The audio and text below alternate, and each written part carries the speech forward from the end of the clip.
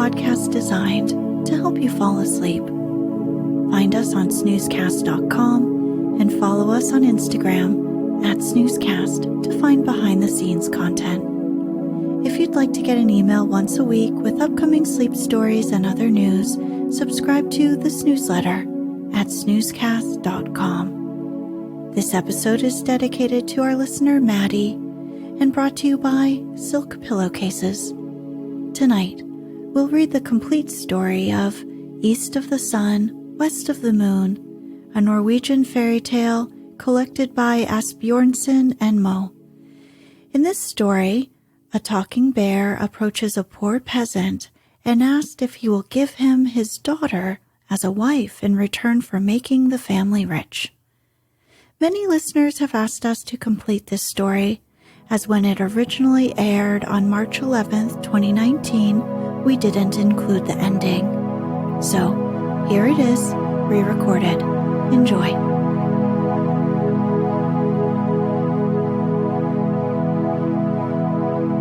Let's get cozy. Close your eyes.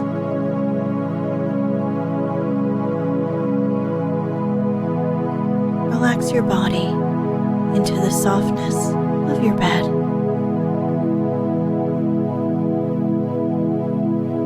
Now, take a few deep breaths.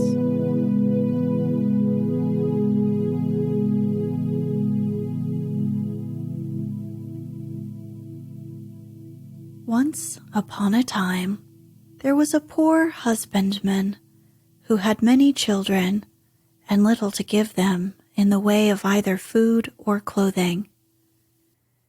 They were all pretty, but the prettiest of all was the youngest daughter, who was so beautiful that there were no bounds to her beauty. So once, it was late on a Thursday evening in autumn, and wild weather outside, terribly dark, and raining so heavily and blowing so hard that the walls of the cottage shook again. They were all sitting together by the fireside, each of them busy with something or other, when suddenly someone rapped 3 times against the window pane. The man went out to see what could be the matter, and when he got out there stood a great big white bear. "Good evening to you," said the white bear. "Good evening," said the man. "Will you give me your youngest daughter?" said the white bear. "If you will, you shall be as rich as you are now poor." Truly, the man would have no objection to be rich, but he thought to himself, "I must first ask my daughter about this." So he went in and told them that there was a great white bear outside who had faithfully promised to make them all rich if he might but have the youngest daughter. She said no and would not hear of it. So the man went out again and settled with the white bear that he should come again next Thursday evening and get her answer. Then the man persuaded her and talked so much to her about the wealth that they would have and what a good thing it would be for herself, that at last she made up her mind to go, and washed and mended all her rags, made herself as smart as she could, and held herself in readiness to set out.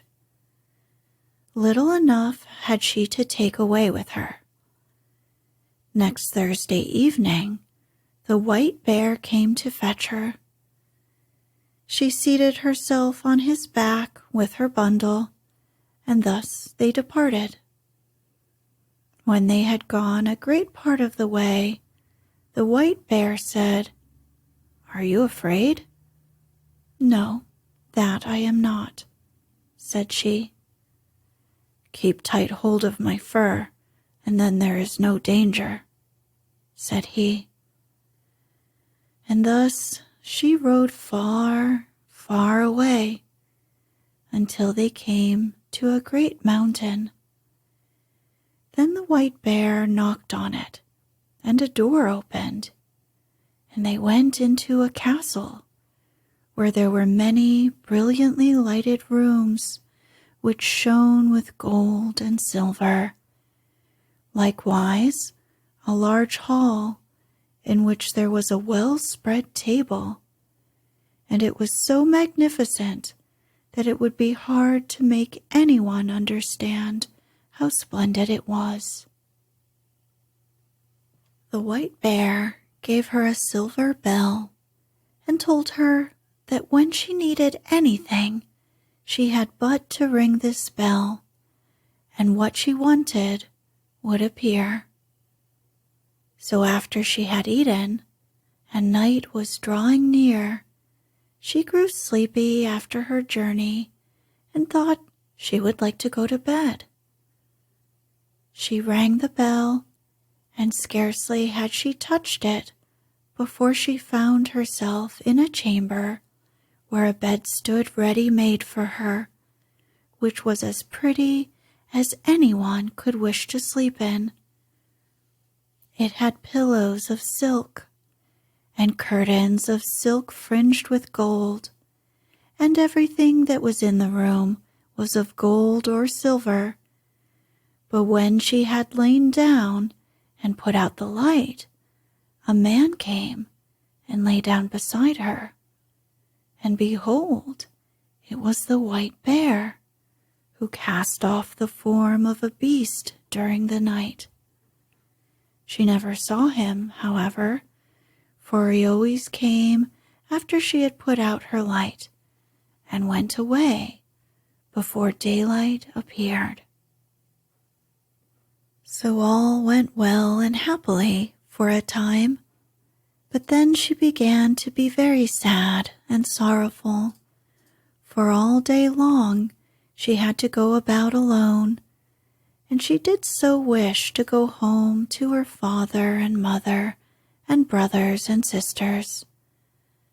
Then the white bear asked what it was that she wanted, and she told him that it was so dull there in the mountain, and that she had to go about all alone, and that in her parents' house there were all her brothers and sisters, and it was because she could not go to them that she was so sorrowful.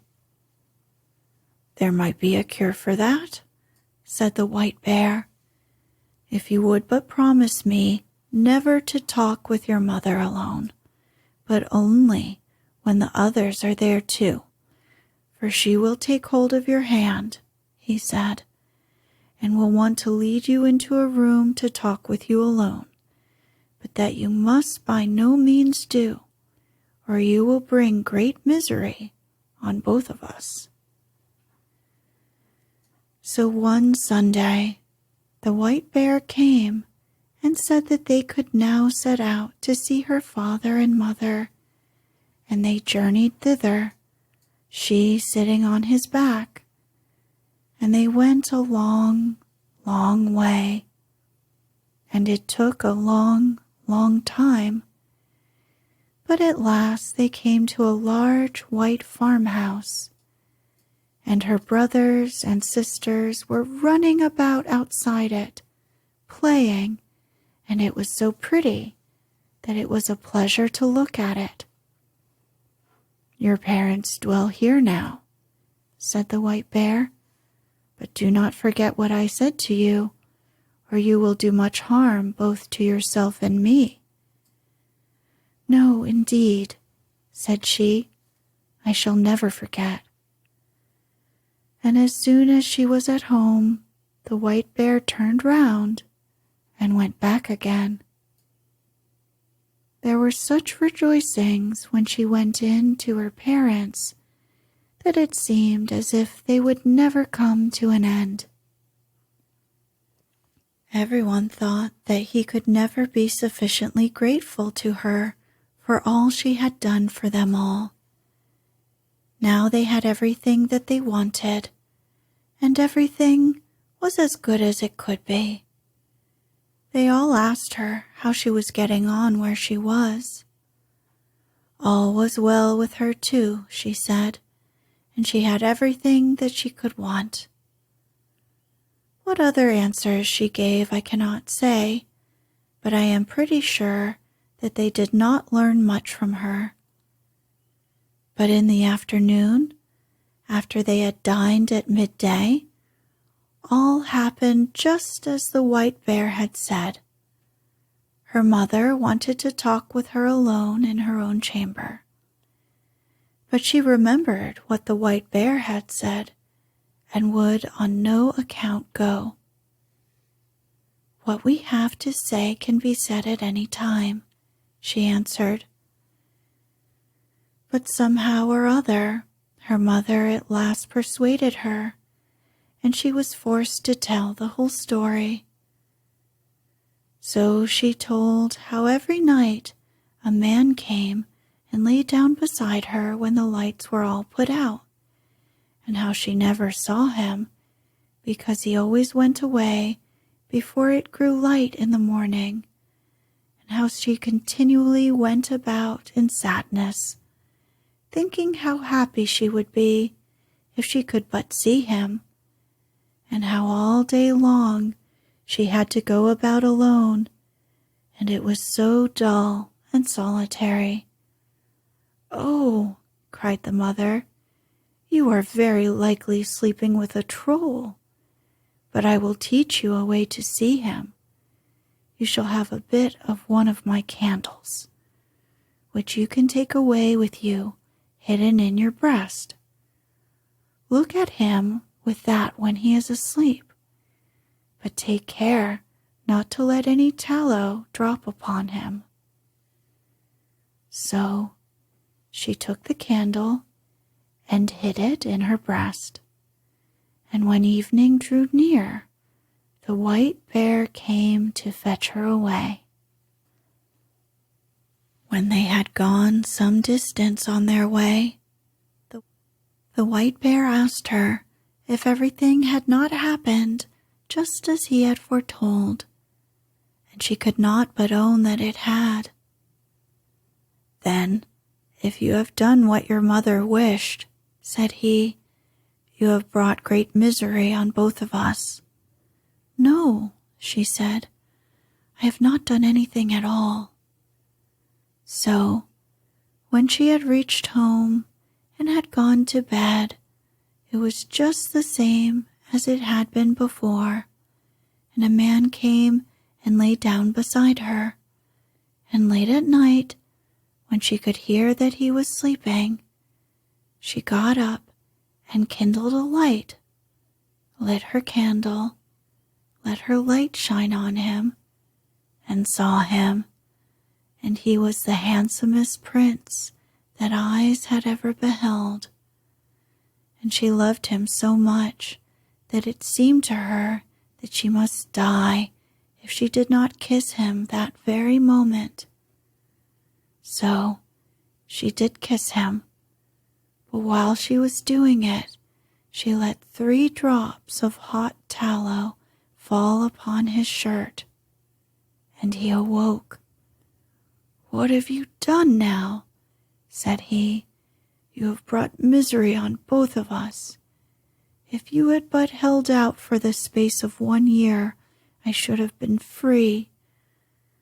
I have a stepmother who has bewitched me so that I am a white bear by day and a man by night. But now all is at an end, especially between you and me, and I must leave you and go to her. She lives in a castle which lies east of the sun and west of the moon, and there too is a princess with a nose which is 3 miles long, and she now is the one whom I must marry." She wept and lamented, but all in vain, for go he must. Then she asked him if she could not go with him, but no, that could not be. you tell me the way then, and I will seek you, that I may surely be allowed to do?" "Yes, you may do that," said he, "but there is no way thither. It lies east of the sun and west of the moon, and never would you find your way there." When she awoke the next morning, both the prince and the castle were gone, and she was lying on a small green patch in the midst of a dark, thick wood. By her side lay the self-same bundle of rags which she had brought with her from her own home. So when she had rubbed the sleep out of her eyes and wept till she was weary, she set out on her way, and thus she walked for many and many a long day, until at last she came to a great mountain. Outside it, an aged woman was sitting, playing with a golden apple. The girl asked her if she knew the way to the prince who lived with his stepmother in the castle which lay east of the sun and west of the moon, and who was to marry a princess with a nose which was very pointed, like a woodpecker. "How do you happen to know about him?" inquired the old woman. "Maybe you are she who ought to have had him." "Yes, indeed I am," she said. "So is it you, then?" said the old woman. "I know nothing about him, but that he dwells in a castle which is east of the sun and west of the moon. You will be a long time in getting to it, if ever you get to it at all. But you shall have the loan of my horse, and then you can ride on it to an old woman who is a neighbor of mine. Perhaps she can tell you about him. When you have got there, you must just strike the horse beneath the left ear and bid it home again.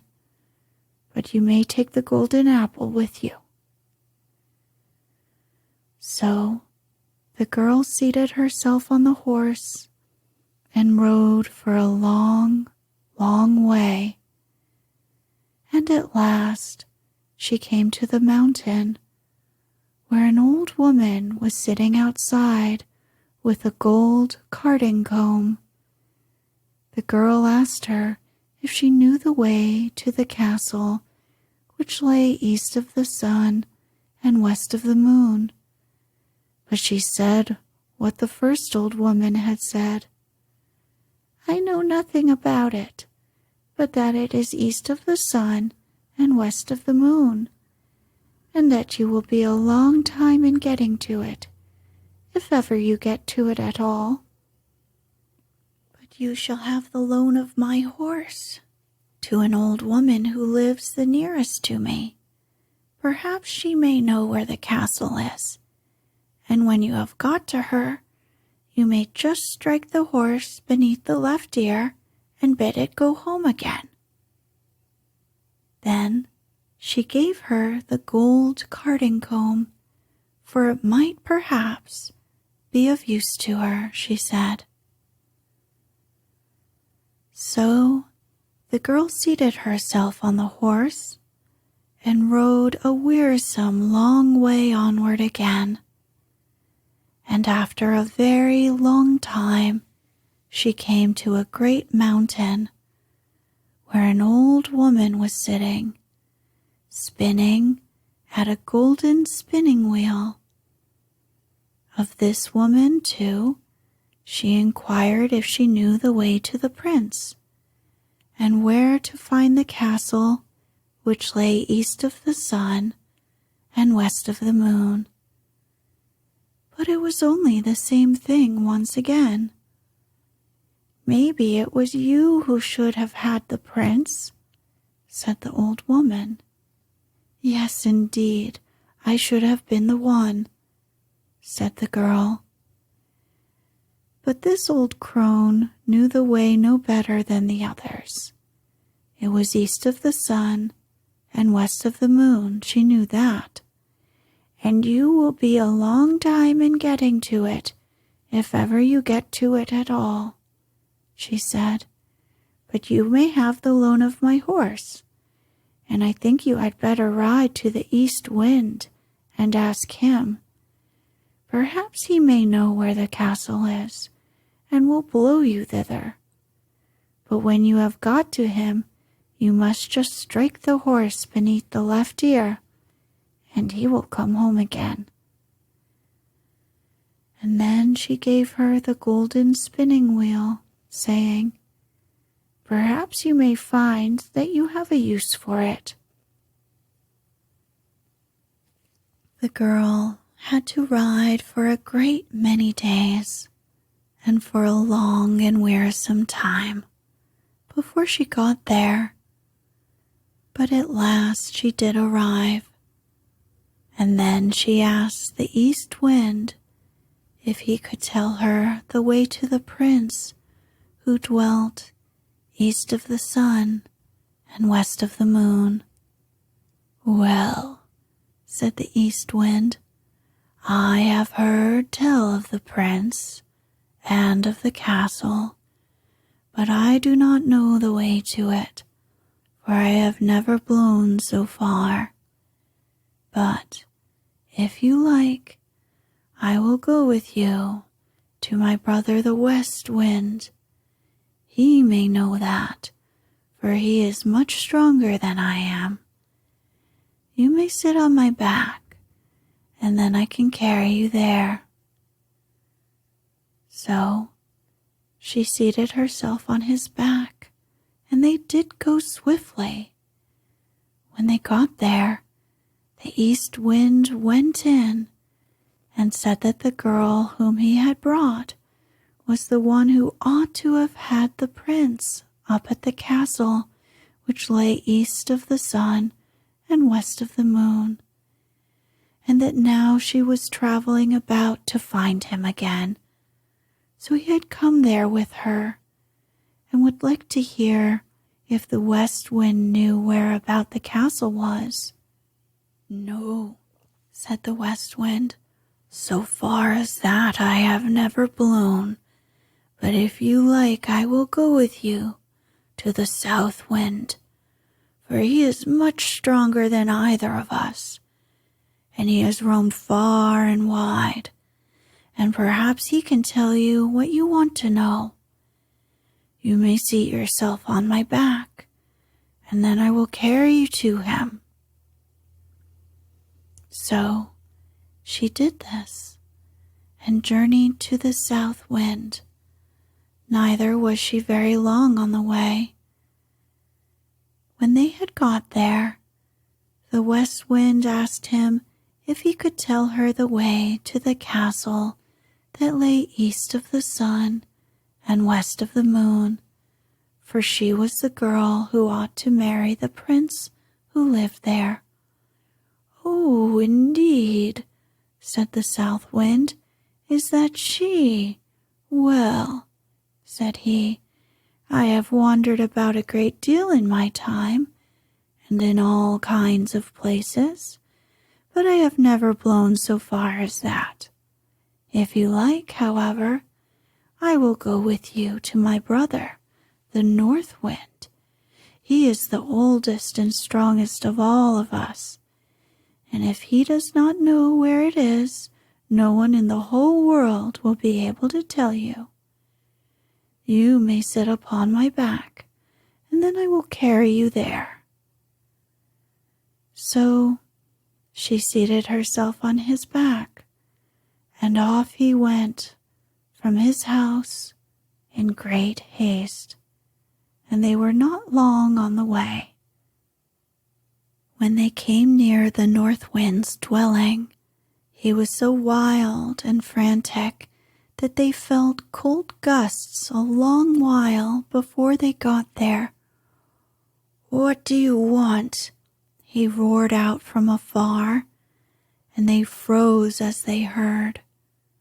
Said the South Wind, "It is I, and this is she, who should have had the prince who lives in the castle which lies east of the sun and west of the moon. And now she wishes to ask you if you have ever been there and can tell her the way, for she would gladly find him again."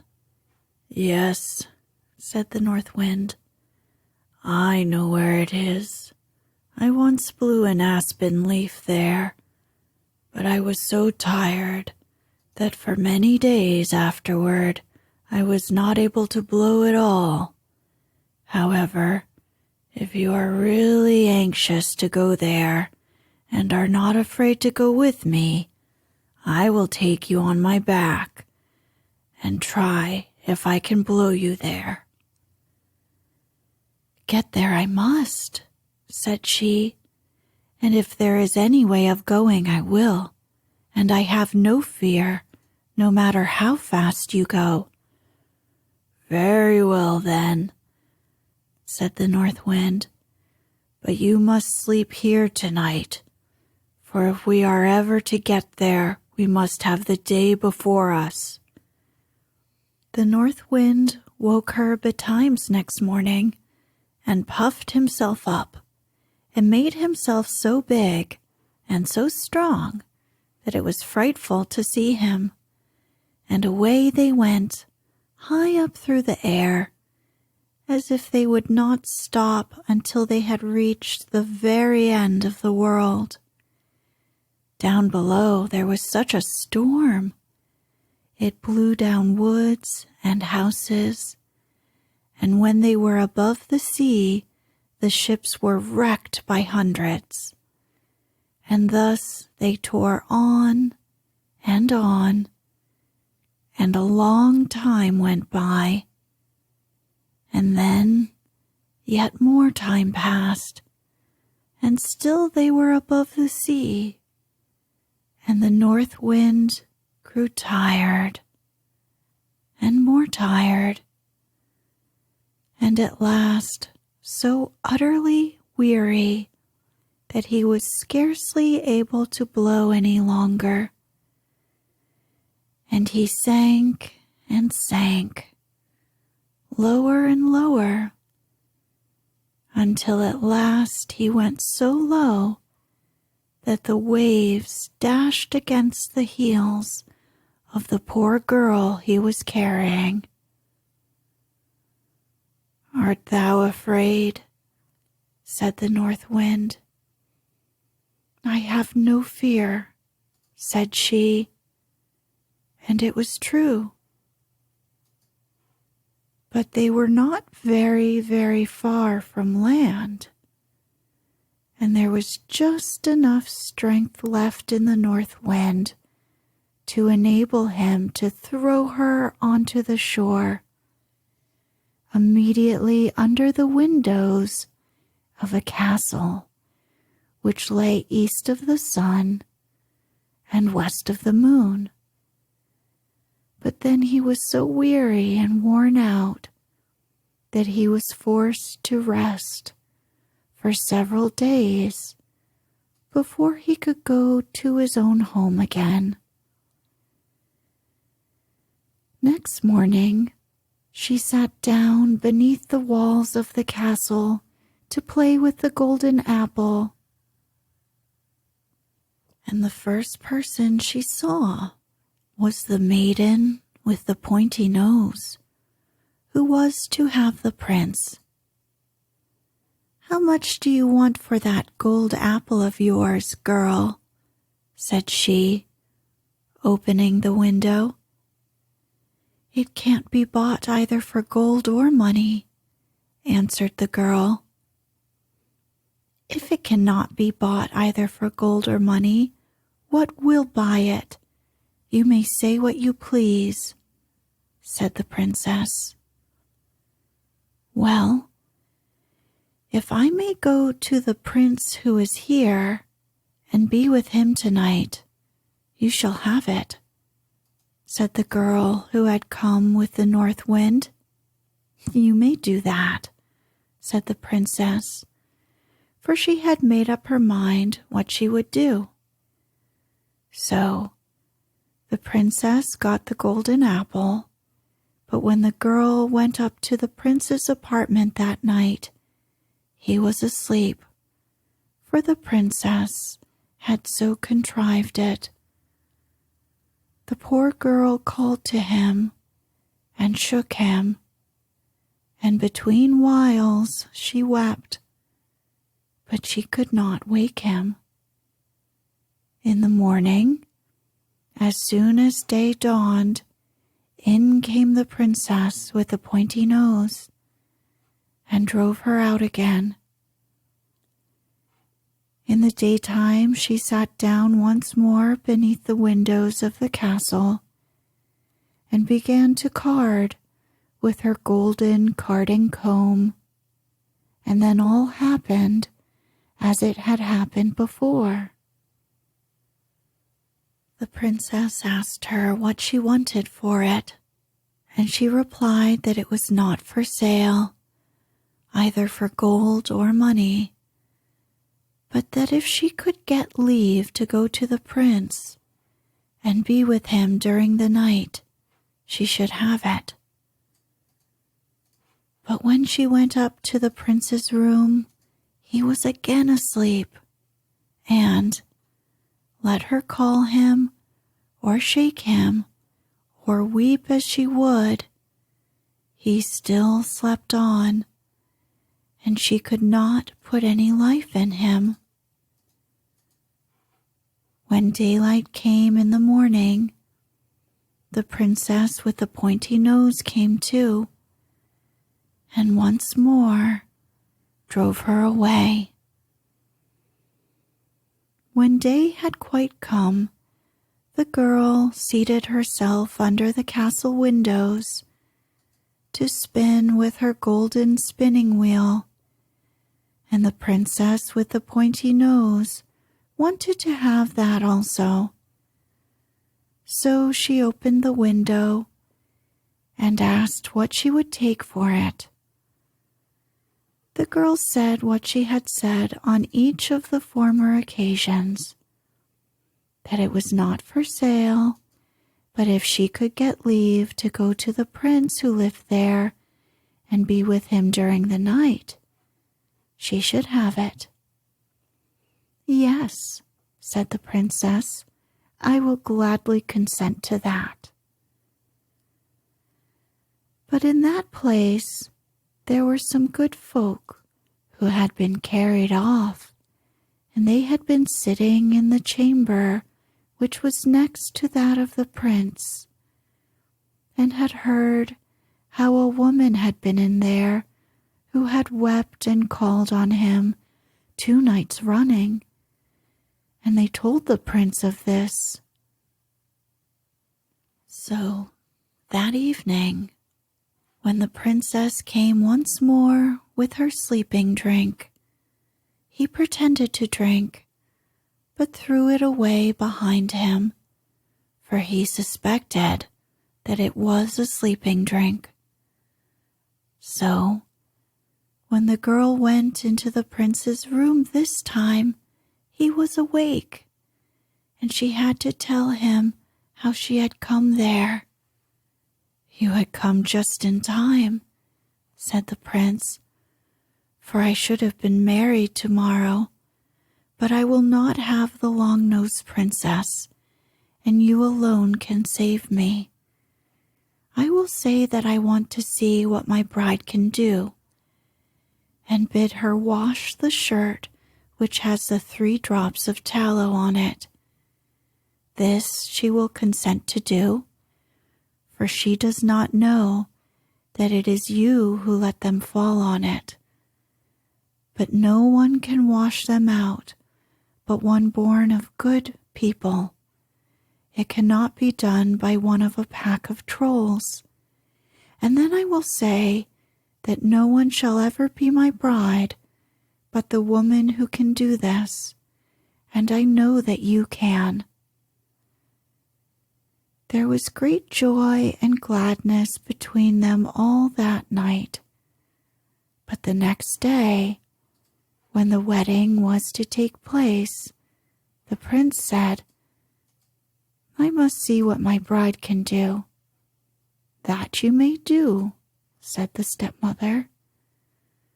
"I have a fine shirt, which I want to wear as my wedding shirt, but 3 drops of tallow have got upon it, which I have to have washed off. And I have vowed to marry no one but the woman who is able to do it. If she cannot do that, she is not worth having." Well, that was a very small matter, they thought, and agreed to do it. The princess with the pointy nose began to wash as well as she could, but the more she washed and rubbed, the larger the spots grew. "Ah, you can't wash at all," said the old troll witch, who was her mother. "Give it to me." But she too had not had the shirt very long in her hands before it looked worse still, and the more she washed it and rubbed it, the larger and blacker grew the spots.